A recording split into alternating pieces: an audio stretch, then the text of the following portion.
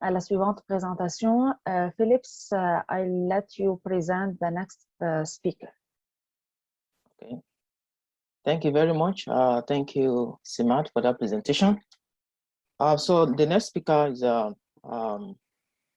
Zoe Zhang, a first-year doctoral student at McGill School of Information Studies, and she will be presenting, giving a flash presentation on Standing on the Shoulders of Giants, a review of literature reviews on information behavior. Zoe, you have the mic, please. Yes, thank you.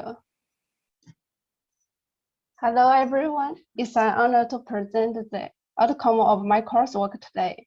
I'm Xiaoxin Zhang, a first-year doctoral student at the School of Information Studies at McGill University. Before my presentation, I'd like to ask you a question. What's the fastest way to understand a research field? Well, some people may say to read a literature review on this field, but what if there are lots of literature reviews? So in today's presentation, I want to show you a possible way to solve this problem, a review of literature reviews. And I want to explain this by reviewing literature reviews on information behavior. Why this topic? Well, information behavior research contributes to improving the quality of everyday human lives. Many reviews on information behavior have been published nowadays. However, little research has tried to understand these reviews. Noticing this gap, my research tries to answer this question. What do literature reviews on information behavior tell us?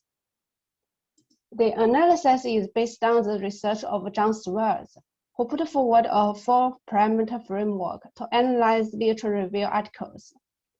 In this framework, history means literature reviews that display a historical view of a field.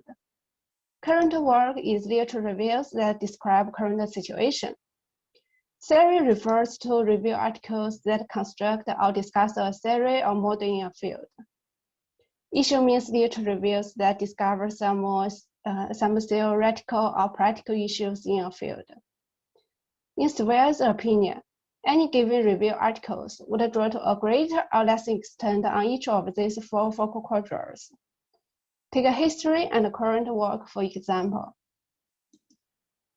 Two transformations come from the literature reviews on information behavior. One is sparked by Zhang and Neelan, who believes that the research paradigm in information needs and use have shifted from system certain to user certain. The former believed that information is objective, emphasizing the physical access to material objects, whereas the later treated information as something subjective, with its emphasis on meeting user needs.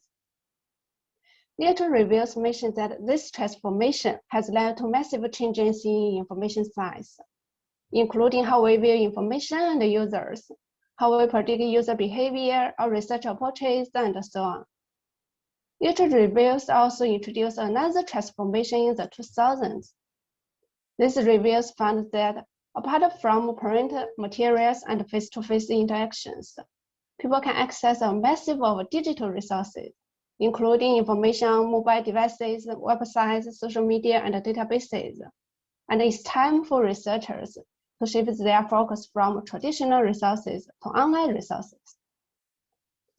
As for current work, with a considerable body of information behavior has been produced, reviews of the information behavior literature grew more specialized, such as literature reviews on information behavior focus on studying one certain group, such as students, parents, health workers, or studying one type of information, like health information, music information, and visual information. In summary, based on the massive number of literature reviews on information behavior, this paper contributes to tracing the development trend and identifying key issues in this field. It helps us to understand the information behavior in a general and comprehensive way. Most importantly, it provides a new perspective to look into one field that has many studies, a review of literature reviews. Thank you for your attention. I'm looking forward to your feedback. Thank you, Zoe. That's a very good presentation on information behavior literature. Do we have any question? No question in the chat so far. Okay. All right. So I was wondering, so Zoe, how did you identify the literature on information behavior? Did you use a specific database, or maybe I missed that part? Yeah, I first use literature review as my search keywords. Then I look at the whole paper to make sure it's a literature review, not a part of literature review. You know. Okay. Thank you for your question. Thank you. All right. So if you don't have any other question, okay, I think there's a question in the chat. It said, Vera is asking, could you please tell us more about your review methods, please? Well, I can share my screen, okay? I did prepare this, so I searched several databases, and I defined the information behavior as a general concept, such as the information needs, information thinking, information use, information priorities. Then to ensure the accuracy of my data, I also use some inclusion criteria. In the end, 97 documents were obtained. And then I analyzed these 97 documents with Zhang's four parameter framework, as I showed before. I think that answers the question. So thank you. Thank you so much.